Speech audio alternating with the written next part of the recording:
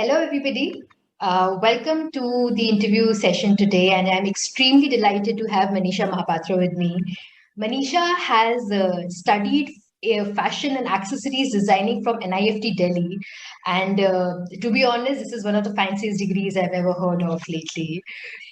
Before we start asking questions and understand Manisha's experience in the illustrative industry, uh, let me give you a brief about her. The two of us have been friends for a very long time. We did a schooling together, and after her graduation, Manisha has also worked with some of the top, companies in India when it comes to designing, from Tanishq to Amrapali to PC Jewelers. And I don't think there are any industries left that you would have worked with. So thank you, Manisha, for taking out time and Nothing of agreeing to that share sort. your experience with us. Okay, thanks, Neha. Thank you so much for this. And it's not that fancy, to be honest. Yeah, let me introduce myself. As you said, I did my graduation from NIFT New Delhi, and I pursued fashion and lifestyle accessories, which is basically product designing in simple terms. And I always had this knack of, becoming a jewelry designer. But then illustration had always been my, you can say, late night hobby kind of a thing. Okay. Since my childhood, illustration is, again, in simple words, is sketching and drawing and all that stuff. Mm-hmm. So after graduation, I joined Tanishq. I worked with PCJ, Amrapali, and but after office, this was my, my major, my stress buster, or you can say my passion, my hobby. And slowly what I used to do was create some artwork, some illustrations, and then I used to post them on my Instagram handle. Okay. Somehow it caught an eye of a client, and they wanted me to create cover page of their book. So Okay. a project. So that was kind of like, the first step. And that is when I imagined, wow, can I make this my permanent job? It would be, turning my hobby into a profession. But then there were many people, those who, didn't discourage me. It was not discouraging, but then they gave me kind of an insight, like, do you have a backup plan, or, have you thought about what if it work out? So what are you going to do? So then, yeah, I took a step back, never thought about, taking it into a hardcore job or something like that. Years went by, and pandemic struck last year. And that is when I had a lot of time in my hands. I could practice a lot. I could do more artwork. I took projects. You have to approach too many people, take up projects and more people. It's not that easy. It sounds fancy, but it's fun. It's a lot of fun. So yeah, I explored with many art medium, and I did some online workshops as well. So how pandemic 2020 time really helped me, grow in this area. Okay. So, Manisha, this is a very inspiring digital story, and this perfectly falls under the ambit of Digital Leadership Initiative. And Okay. I'm glad to know that the next 15-20 minutes of our conversation is going to delve around how digital transformation in the illustrative industry is bringing new opportunities and challenges for the new millennial kids today. Right. So, to begin with, Manisha, why don't you tell me, when we say digital transformation in the illustrative industry, what does this transformation exactly mean? And when we say, what are the important tools, that we should be focusing on, or kids should be focusing on when they want to be a part of this industry? Right. So digital advancements have been occurring in different fields, all of those fields. Everything is digitalized now. Talk about KYC or anything. Yeah. So everything is cashless. It is kind of like an important aspect of life. You've got to have these apps to pay on, if you don't have cash or something. Everything is digitalized. Correct. So for those upcoming kids, those who want to go into this field, specifically illustration, they need to have certain tools. They should be abreast with a few tools. Be some softwares for your PC or apps for your tablets, iPads, anything. being abreast with all these is little important if you want to be in the technically abreast with illustration. So to name a few are Adobe Illustrator. There is for Windows. For Mac there is Sketch. For applications for tabs there is numerous. My go-to app is Procreate. Okay. And there are more like Adobe Fresco. There's Concepts. There's much more. And hope is, I mean, there is no limit. It's just that they have to practice and need inspiration and just practice. That's all. Yeah. Right. So this is a very interesting list of applications and technical softwares that you have shared. So now talking of the other side of the coin, what do you think are the skills that one should acquire to be a part of this industry? We definitely have to have good information on the technical aspects of it, but I'm sure there are other parts of it in terms of soft skills or in terms of some digital leadership skills that one should be keen to. So according to you, what are those skills that one should have? The skills. To be honest, nowadays there are many people those who are not great at freehand sketching. If you're talking about like sketch something of of your out of your mind or something, they're not, but they know the tools, so brushes, or there are some preset tools which are available on those softwares, and they're great at it. They can create great artwork out of it. So you have to be updated with what's coming up, what are the new updates on those softwares. There are times that even I don't keep pace with those software. Like, oh, what's happening? Even I don't know how to. So I'm kind of, there are 2-3 steps back, and I have to go all those tutorials and everything. So keeping pace with the updates and those softwares is really important. Only one tool is to practice. So key and keep trying. Yeah. I might sound preachy, but that is true. No, that's true. And when it comes to designing, or when we talk of any profession, practice is the thing that we all have to adapt to. Absolutely. And it's very important. So Manisha, you started the conversation by saying how you transformed your hobby into a profession, right? But a lot of people today, given the kind of competitive world we're living in, a lot of them might be very skeptical in even thinking whether to convert their hobby into a profession. There are a couple of reasons, but one of the major reasons is having that financial stability in their lives, right? So what are your takes on that? How do you encourage people out there to be very open-minded in converting their hobbies into their profession? It's fun and games, but at the same time it is not that easy. It is a challenge every day to fetch for or hunt for projects, because one is over, you have to be positive all the time, because you need to be ready that anything can happen.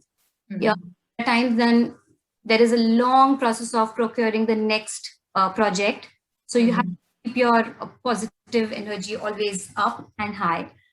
And when it comes to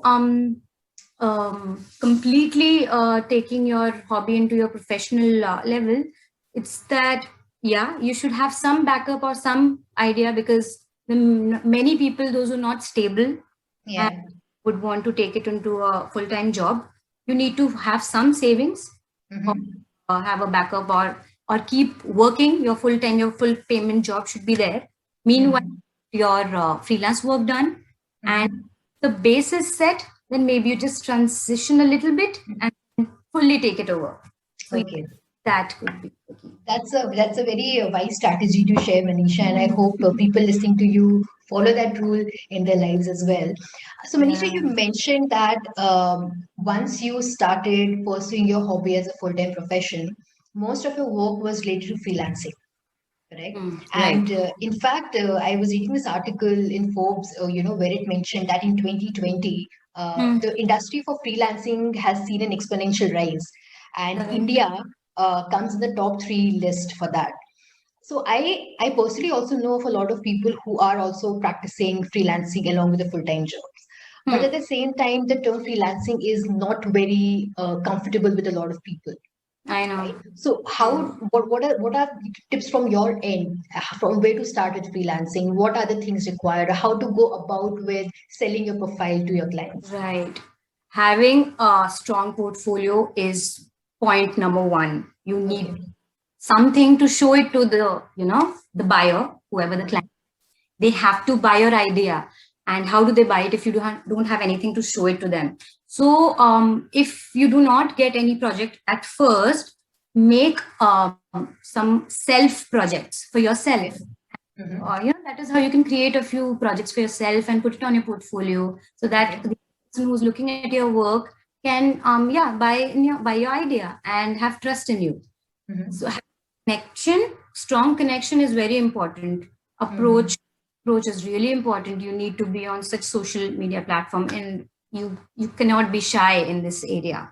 And in person is really important, not during pandemic, but then platforms like Instagram and Facebook, all those social media platforms, they really work. They have worked wonders for me.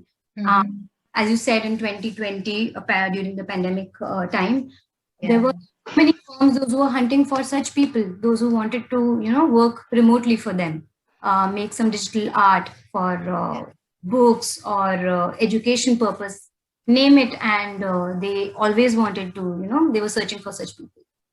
Right. And there is people, those who don't like, to hear to the word freelancer. They kind of do not trust in this term. But there are two sides of everything. Yeah, no, completely. And as I said, given that India is one of the leading countries when it comes to freelancing, I'm sure there are a lot of opportunities coming the way, and it cannot be wonderful than that, right? Right, absolutely. Okay, so Manisha, tell me one thing. Given that everything is going paperless now, and this has taken a better grip post the COVID world, especially in 2020, as you mentioned, from the digital payments to how you book different tickets, and there are so many things around it. Everything has gone digital, and everything has gone paperless. What do you think are the pros and cons when we talk of your field specifically? Because a lot of people have started using technical softwares. A lot of them have started using tabs for creating designs instead of using pen and paper for doing that. So what do you think are the advantages and disadvantages of both? So talking about paperless, as the name suggests, we're saving paper and we're saving trees, of course.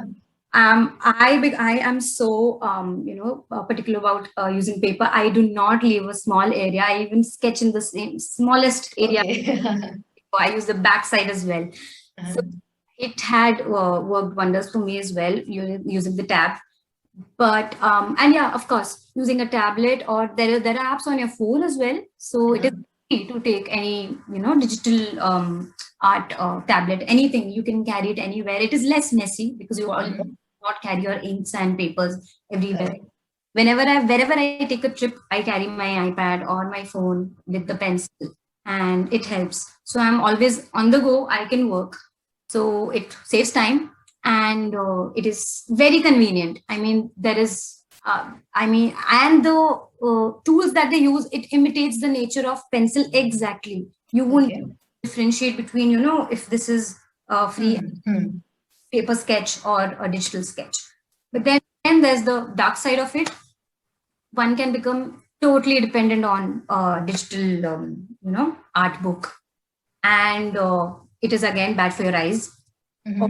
Also, I lost touch of freehand sketching for a while, and I found out that what is happening to me. I am becoming even making a circle that I have to use a preset tool for it. So I would not recommend completely depending on a digital art. You should always stay in touch with the traditional way of sketching. Right. Of course, it is so much fun working on paper. It has a different charm, and also you should not lose touch with your freehand sketching.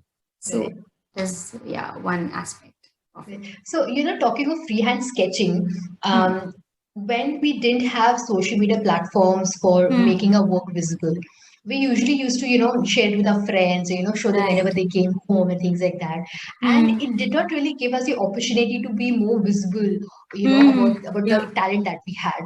But now with the advantages of platforms like Instagram and Facebook, and maybe there are more which you are well aware of, we have gotten an opportunity to showcase our world to millions of people at a time, right? So, and I know that you personally share a lot of your work online. Right. Do you have any tips for people who are a bit shy to, showcase their work because they're not confident whether it's good or not? And of course, internet is a place where, you might also end up receiving some backlashes from people who you don't even know. So Yeah. what are the tips for them according to you? Okay, I can connect to this point because I was one of them, and Okay. so shy of posting a picture or a sketch of any artwork that I worked on to be posted online.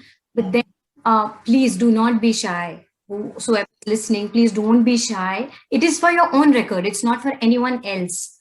It took me some time, but then I realized it was just for my own benefit, and not ever delete your own artwork. If you just go back to your and see, oh, I don't like this tacky work of mine, Yeah. never delete it. You can track your own progress with those years and see that, yeah, you've come so far. So, point number one is don't be shy. Just forget about everyone else. It is your own artwork. You're just going to maintain a record of how you're progressing in those years, and those platforms are going to help you somehow. Sometimes you don't want to burn out and put so much effort and always please the audience. It is not always for that. It is for your own benefit as well. So that has to be kept in mind always. Yeah, no, that's very true. And the thing with designing is that different eyes will have different judgment about a piece of art. So maybe we Right. don't like it today, but you never know. Somebody else might just Absolutely. love that design. Yeah. So that has happened to me. I'm sorry, Neha. That has once happened to me. So just to please the audience, if you make something, some kind of an artwork, blow another person's mind, that worked so much, I had a burnout and there was an art block. Okay. Like anything. It took me some months to recover, but then I was obsessing over it. Why can't I make? Why can't I make good art? So the best way to get out of it is stop obsessing over it. Don't think about it anymore. Just take a break, maybe for a walk, take a trip if you have those many days to spare. Just stop thinking about it. Stop thinking about art completely, and then it gradually comes back to you. So one is just, it's not for anyone else. But then once you have attention, then you can take up projects and take it to the next level. Okay. So the wise thing is to keep it as raw as possible. Correct. Absolutely. Great. So, Manisha, thank you for the lovely answers. There are so many things which I was personally not aware when it comes to your field, and it's always good to even I'm exchange learning this at this information. point. Everyone is learning at some point. Yeah, it happens whenever you're speaking with somebody. There are things that you learn about your own field that you don't even sit and think about. Yeah. Yeah. So thank you, Manisha. Thank you for your time. And we hope to see you soon again in one of our upcoming seasons talking about something else altogether. Absolutely. Thank you so much, Thank Manisha. you so Bye-bye. much, Neha. Thank you.